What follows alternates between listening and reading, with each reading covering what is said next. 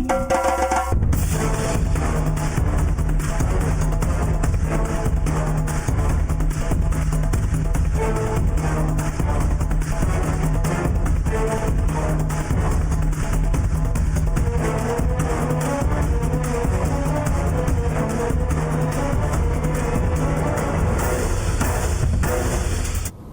very good evening to you and welcome to this midweek edition of the Watchdog.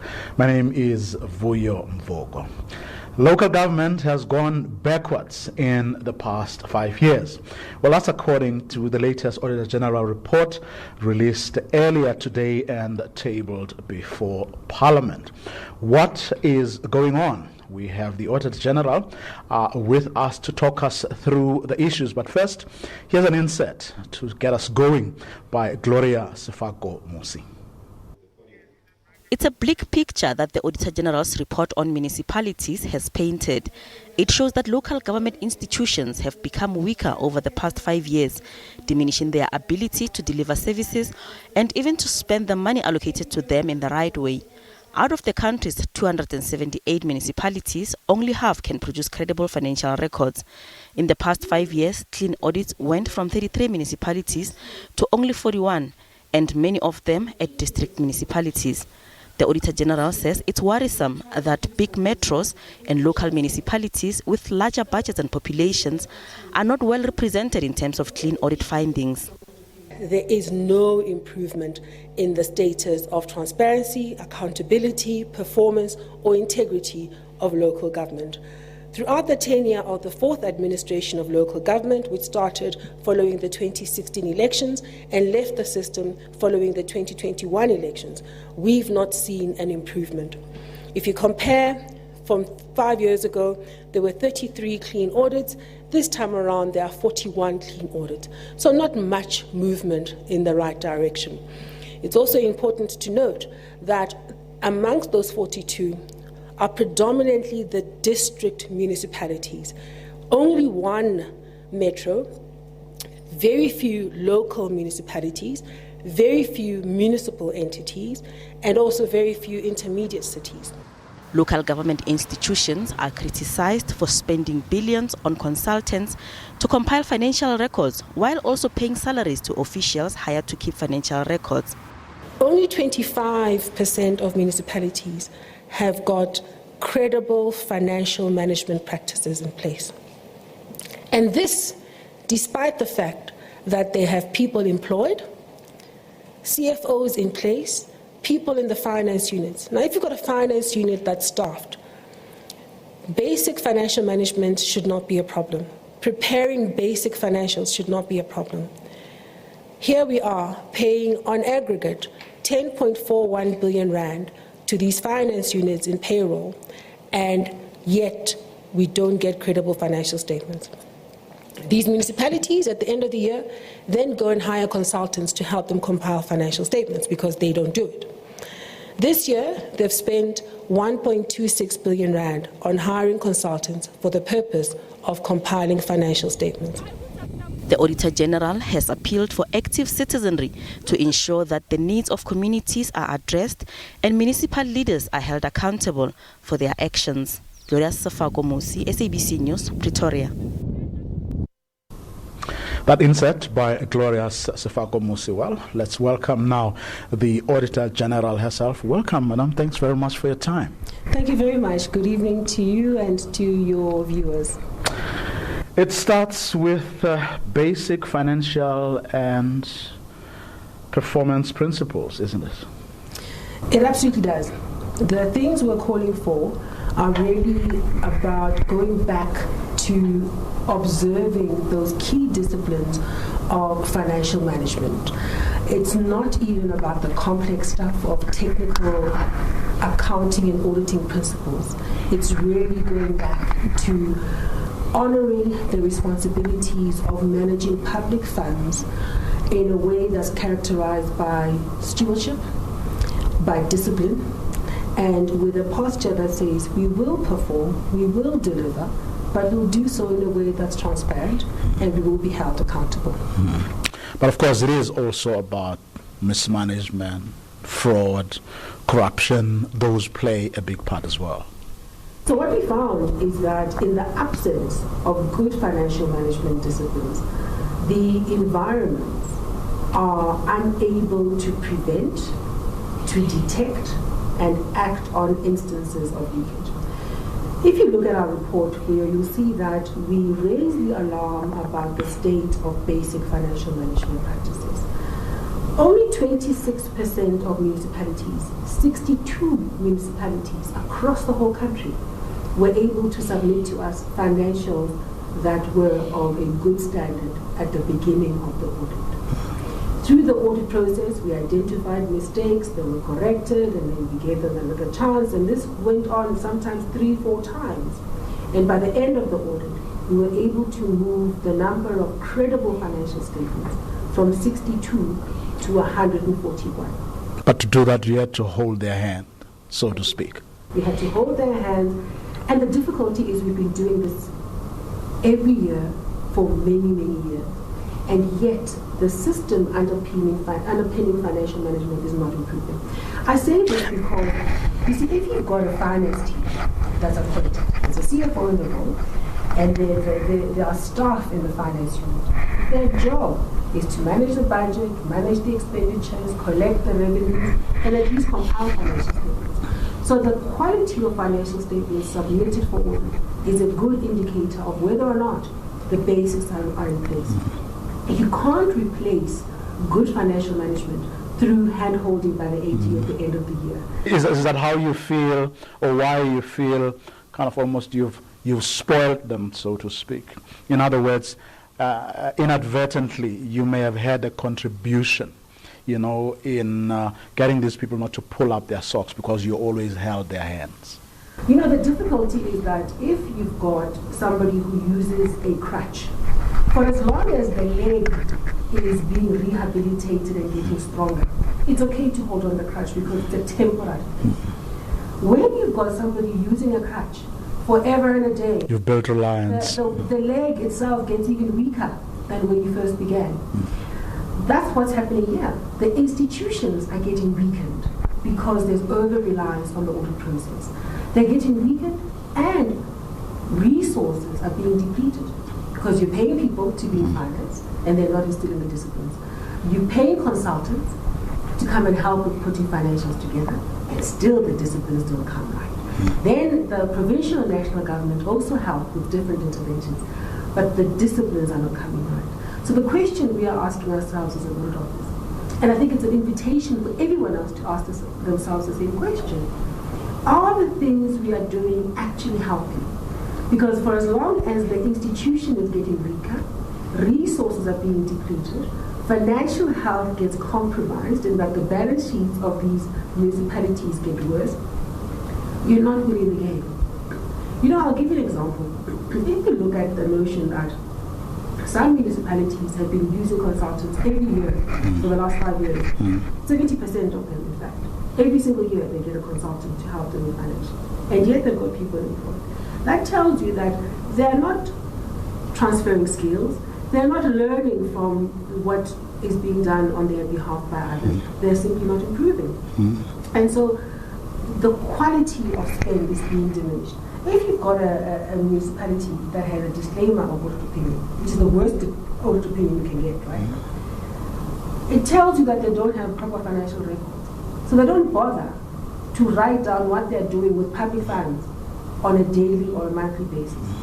Then they want to get to the end of the year and get a consultant to quickly put things together.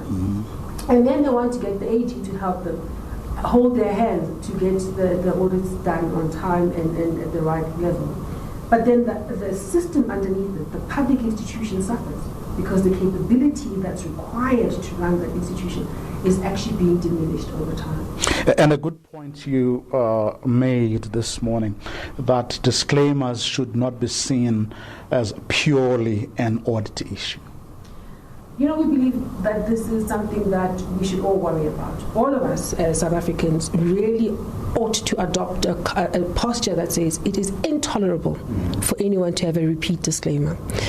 I've sometimes given an example and said, if you've got somebody with a gambling problem and they take their salary and they go blow it, their family is going to suffer, but in many ways they can contain the damage. They can talk to the school principal, they can, borrow money for groceries, they can talk to the bank manager, and maybe there's some rehabilitation still to be done.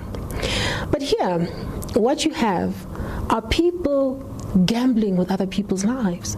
And we say this because if you don't even bother to show what you've done with the money given to you, you're gambling because you are unable to say what you've done. You simply shrug your shoulders at the end of the year. And then what we did was we said, look, maybe let's try and get this thing out of the technical domain of audit. Let's show what's real about a disclaimer. So we took 10 of these repeat disclaimers and we did something we've not done before. We went and dug a lot deeper. We took their bank accounts and we went through these statements to figure out where's the money gone, because a disclaimer is that person who shrugs their shoulders. So we thought, okay, we can't be part of that. We can't shrug our shoulders. We're there. Let's see how we can add value to transparency and enhance accountability. Out of the 10, only in 4 municipalities could we see where the money went. We can say, okay, they paid salaries, they paid for bulk purchases, they paid SARS, and then they've paid some service providers. So now you can sharpen the focus to say, who are these service providers? What are they being paid for? Because that's where the area of risk lies the most. Then we said, out of the other 6, why can't we see where the money is? And my team tells me there are no unique identifiers on these payments. So you can't say where the money is gone. That's intolerable. These are other people's monies. It's not even your money. Yours is to act as a leader in an institution where you're appointed or elected. Yours is to act as a steward. And if you can't even show where the money is gone, how do you even know that that money is not being stolen? I mean, some of these municipalities are serial offenders. Some of them, some people would say, are hopeless cases. I'm thinking here of the Malutia Pofung example, for example. Problems of no service delivery.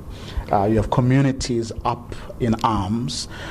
You have your deputy president going down there a few times, trying to intervene. You have an ESCOM, that says you need to give us our money first. You have a whole local government sector saying you're creating a precedent. No, it's creating problems for everybody. It's one of those examples of a lot, if not everything, going wrong in this space. Yet, he's still sitting without solutions, without accountability, even after interventions at the highest levels, if you consider the fact that the deputy president had to go down there and intervene a few times. Malutia Pufung makes the point for us that disclaimer audit opinion is a confirmation of dysfunction, and it has detrimental impact on the citizens that are supposed to benefit from that institution. When we look at it, we come back to the same solution. You've got to have the people who are representing the political leadership, the very apex of the leadership of that institution, be characterized by ethical conduct, understanding what their roles and responsibilities are, setting up a stable and competent administration, giving that administration space to do their work, and then holding them accountable. You can't fix these institutions through quick fixes. You similarly can't fix them when you've allowed things to run so far into the wrong domain, which is why when we talk about this accountability ecosystem, we're saying everybody must play their part and do so consistently. And we are going to get into that, but there's an interesting point you made both when you were addressing parliamentarians and at the media briefing a little earlier, where you said that in these situations where there are these disclaimers, it's highly likely that money actually went into the wrong hands. Yeah. And that point can't be overemphasized. No, that point can't be overemphasized.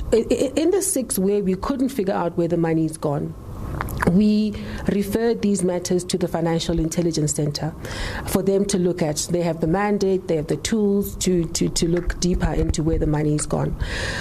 Over and above the bank statements, we went to look at the infrastructure of these municipalities. We went to look at wastewater treatment plants, we looked at landfill sites, and what you find is a set of infrastructure assets that's in a very poor state of disrepair. Why? Because these municipalities don't bother to maintain the infrastructure they do have, let alone expand it to respond to the needs of a growing population. So what happens is that the experience of the people in those communities is characterized by dysfunction. Poor facilities for managing effluent, damaging rivers, damaging the environment, and causing them harm from a health hazard point of view as well. So what we are saying very clearly this time around is, the question that says, how do you link an audit to service delivery has been answered very boldly and hopefully definitively. Where these disclaimers are concerned, you're able to link dysfunctional financial management to dysfunction in terms of service delivery. And so we're very clear about that. But what have places like, you said a lot this morning about how Limpopo, for example, municipalities are turning the tide. In your report, you cite Sengu in the Eastern Cape, small rural municipalities that got 5 consecutive clean audits. What is being done there that is making a difference? It's the basics we keep talking about. You've got political leadership that is stable, that sets the right tone about what's allowable, what's not allowable, that appoint a capable administration, that themselves put in place the key controls that really help with financial management, performance management, so that they can plan for service delivery programs, make sure they're budgeted, and monitor that they actually happen, and that there are consequences when things go wrong. And consequences start with responding to internal audit queries and then to external audit queries in a decisive way. Consequences also happen when people don't perform, and then you implement disciplinary and corrective action. What we're finding in these municipalities is that stability, clarity of purpose, and ethical leadership at the political level and the administrative level, that's the magic. Is that what the Western Cape province has been doing fairly consistently? It's a top performer when you look across the provinces. What we find in the Western Cape, which accounts for 22 of the total 41 clean audits across the country, is that they benefit from stability of leadership, and they also benefit from coordinated effort at the provincial level to support municipalities in dealing with financial management, preparing for audit, getting their performance information right, so that you get systematic changes and improvements through how the municipalities operate. For as long as you've got instability and indecisive attention to the things that make a municipality work, you really don't win the game. As you're going to continue with this conversation, talking solutions, what we do going forward in a short while. For now, though, we're going to take a quick ad break. This conversation with the AG continues right after this.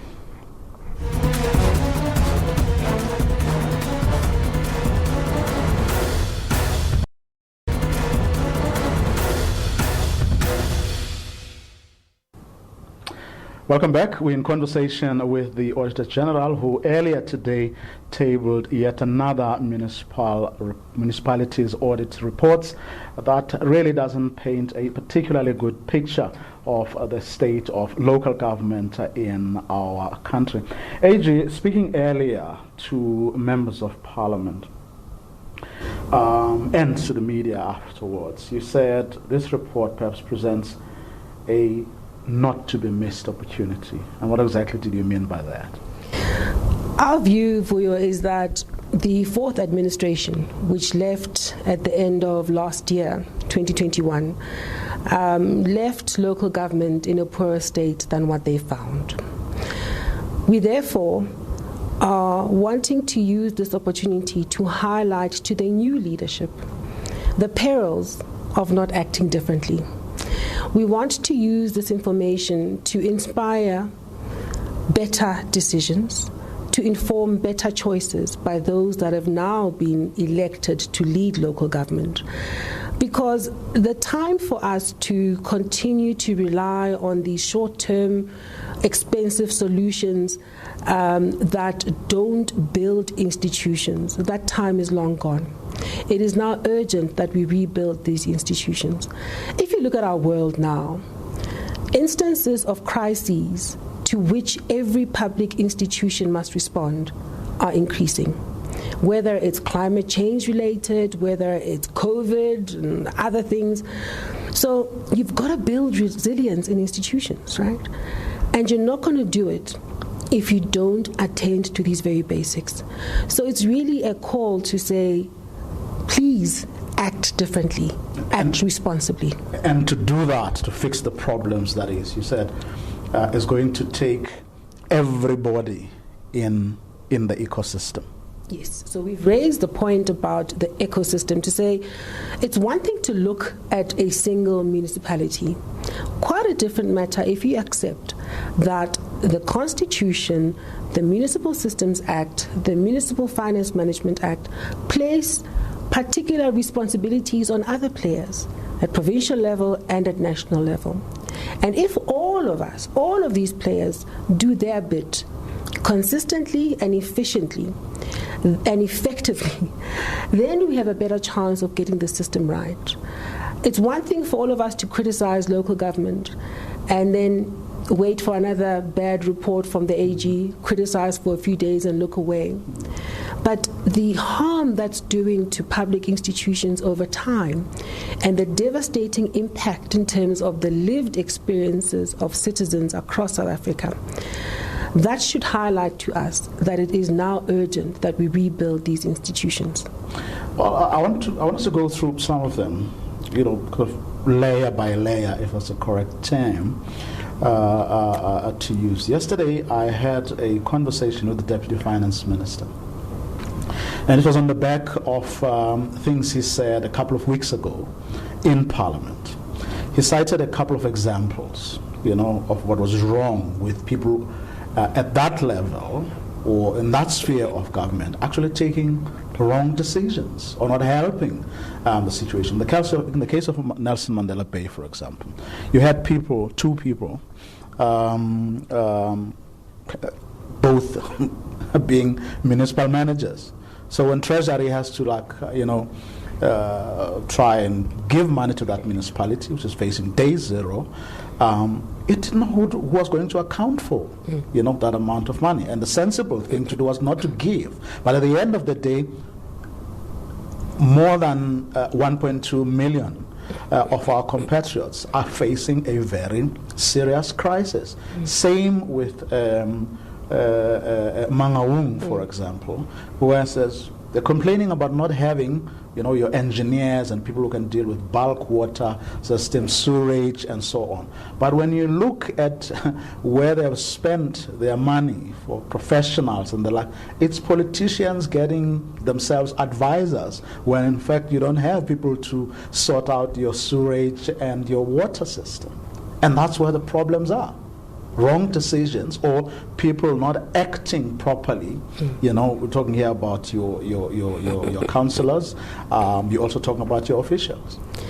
Which is why, I guess, Vuyo, in our report, we make the point very clearly that it's now urgent that all leaders responsible for local government, whether they are elected or appointed, actually start to act responsibly and adopt a posture that says we will build capacity for these institutions.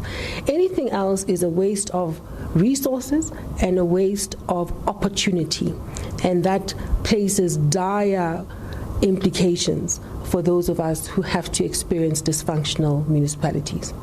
Is it any different at provincial and national level? For instance, MECs of COGTA have a duty and obligation to play their part. You were asked in Parliament, whether you talk to the Minister of COGTA. Are those things happening? The question should also be asked to Parliament, Have they spoken to the Minister? I was going there. There was something that particularly struck me there, but I thought I should start here with COGTA. You know, when we look at the law, it's very specific about the responsibilities that every MEC of COGTA has. Every single year, at the end of the AG audit cycle, they're supposed to get from the municipalities a set of responses to AG audit findings. And they're supposed to compile a report that includes that, as well as some sense of whether or not there's progress in implementing the action plans. They're also supposed to give a report to the legislature that deals in very specific terms about the performance of a municipality.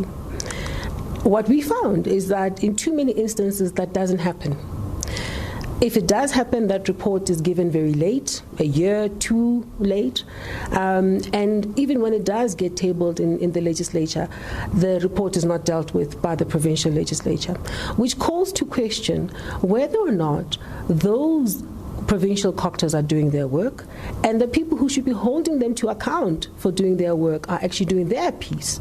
And so when we talk about this ecosystem, our concern is that far too many fingers get pointed in one direction, but the other players in the ecosystem don't do their part.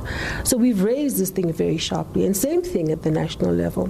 The question becomes, why is it that there isn't adequate attention to the substance of what's happening to municipalities year on year? What tends to happen in too many instances is the AG will give an audit report, there's a focus on that report for a short while, and then things move on.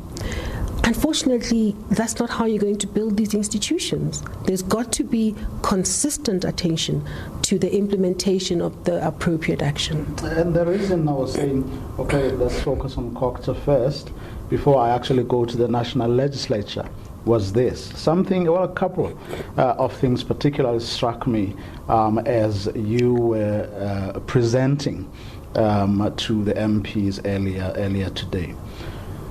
Sakumze Somyo, who's the chair of the parliamentary committee, was chairing that session today, talks about the need for his committee to, and I quote, tailor, close quotes, its responses to the picture you painted today.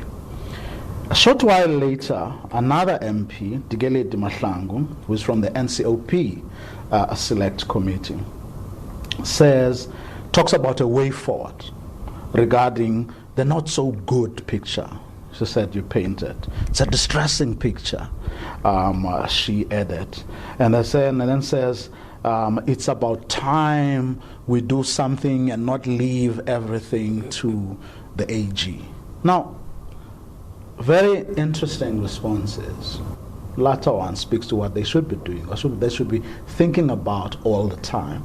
You wonder what stopped from Mr. Somyo and that Auditor General Committee, from actually having a focused attention on these issues, because year in and year out, it's the same distressing picture and story. One wonders then what it will take to get these legislators to actually do their work, to do what they are meant to do, to what they're being asked to do by the Constitution, instead of waiting for another report next year that's going to say the same thing, or even worse. Are you convinced that we have enough there? They are empowered, or they are focused in the things that they should be focusing on?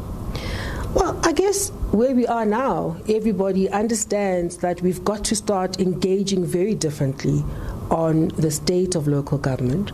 We can't afford to wait another year for the same report from the AG and then leave well enough alone. It's now urgent that everybody in this ecosystem be seized with frank reflection on what it is they're doing and what it is they're not doing, and to confront those things around what is it that impedes progress, what makes it difficult for them to do their part, but also what makes it difficult for others to do their part, and to push for that.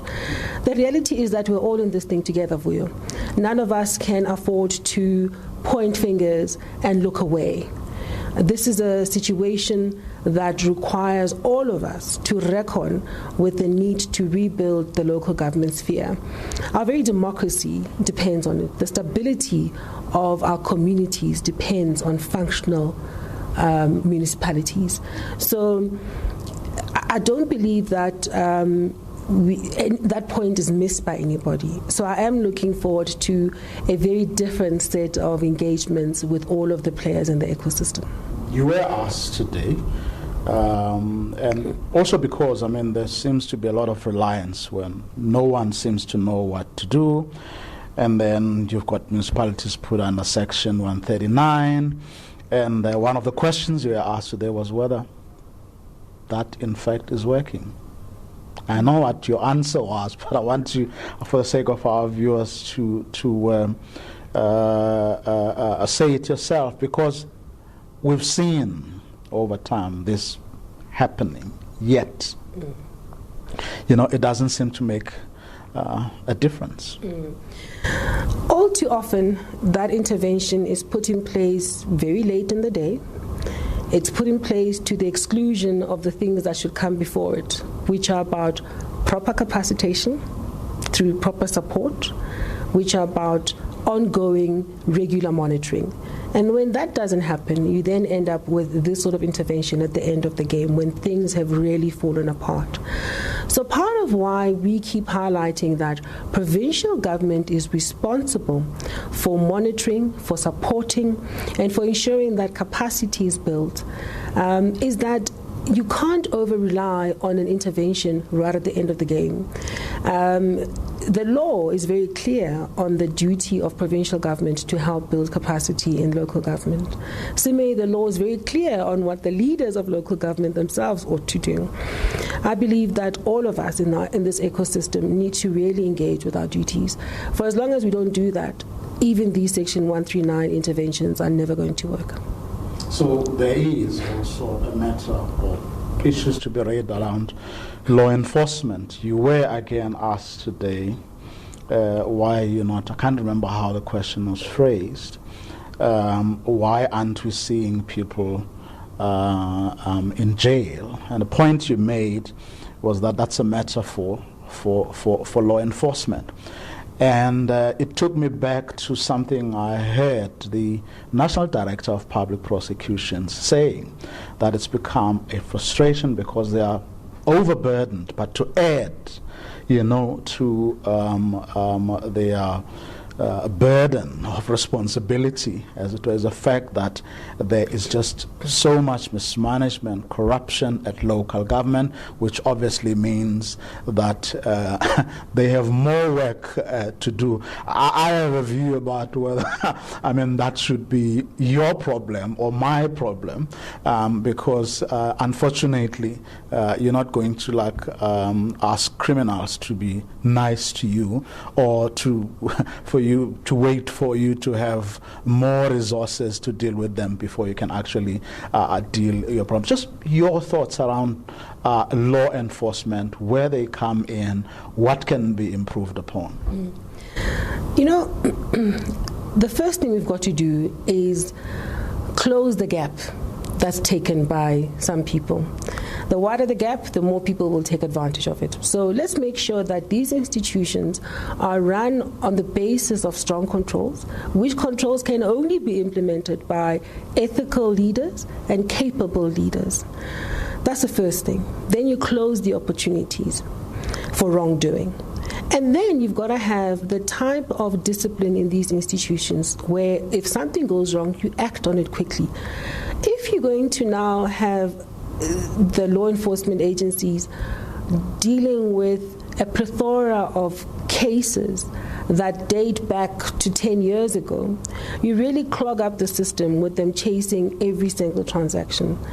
I believe the best way to change the system is to put in place proper controls, is to limit the instances where people will do wrong, and it's to make sure that when something goes wrong, you act on it quickly. Because if you don't, the culture of tolerating wrongdoing grows, and then you have even more of these problems. So I have sympathy with the point that says there is just so much wrong that is difficult to deal with it through law enforcement. You got to start fixing the system, fix the culture.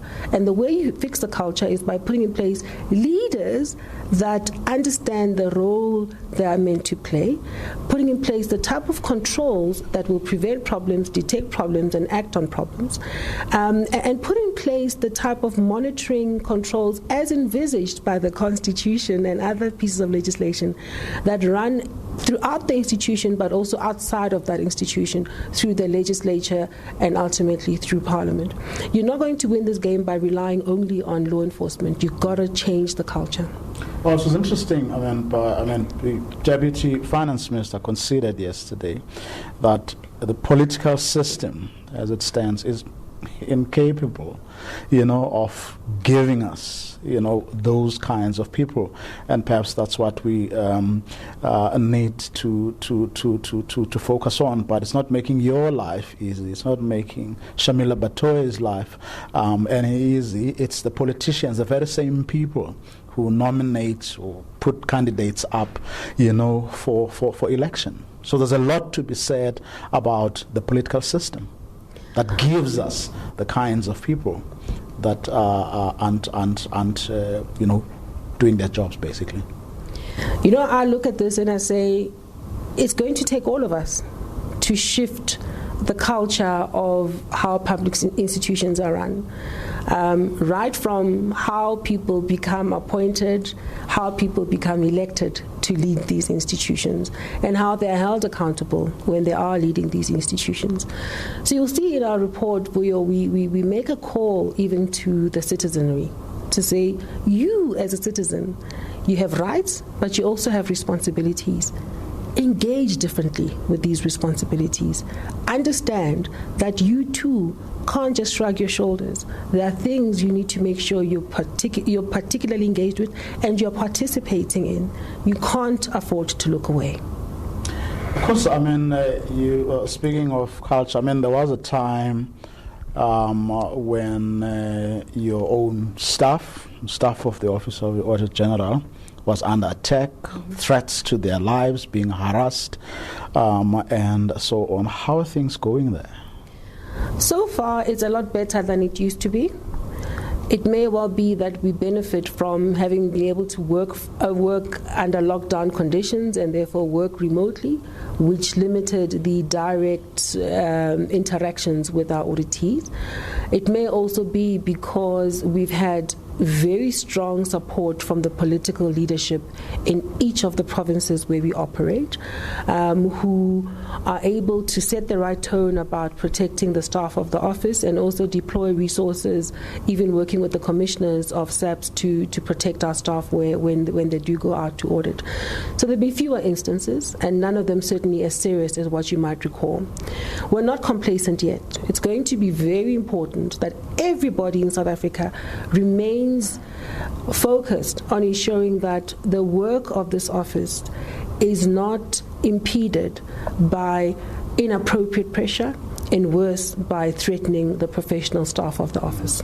Were any culprits found? Were any examples set when that was still happening? There was an official in the Gauteng province who had tried to bribe one of our staff members, and that individual was held accountable with a disciplinary process that went through the normal course. And then there was a series of actions around the matter in the VAL after one of our staff members was shot a few years ago. So law enforcement did act. In other instances, when there have been intimidation or threats, when we raise it with the leadership of the institutions where we audit, we've had good support. We've had them responding in the way we expect. They do sanction that behavior, and that does have the impact of minimizing repeats of such threats. Now, a couple of years ago, your office was empowered as well. You were given a bit of some teeth.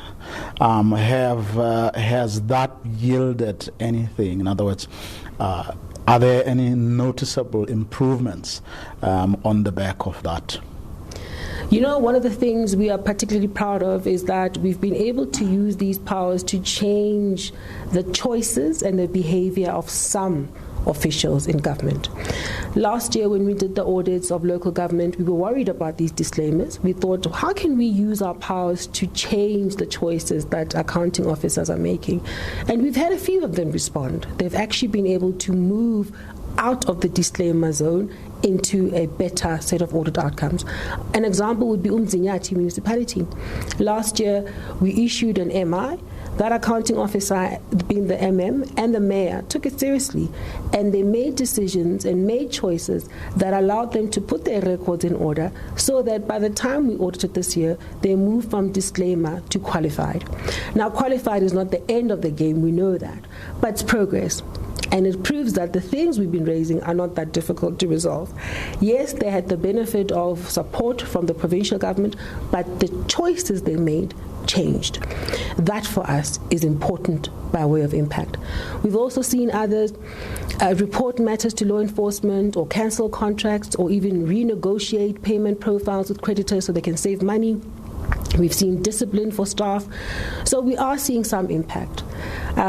We would want to see more. One of the key impediments is the stability of leaders in local government. So we're hoping that following the last elections, there'll be a swift set of actions that looks to stabilize administration in local government, because that's how you're then able to deal not just with MIs, but with the systematic journey of building controls and capability for institutions. But I'll hold the last point, just your thoughts around, recently you had the finance minister saying, he was asked about floods money in a eThekwini municipality, and said, but the officials there know what to do. If they don't do what they need to do, it's difficult for us to, give them money, because we have things are prescribed. And if you go back to the Nelson Mandela case, I was also citing a similar thing happened there.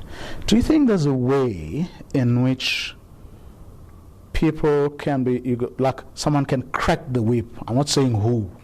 I'm not saying it's you either.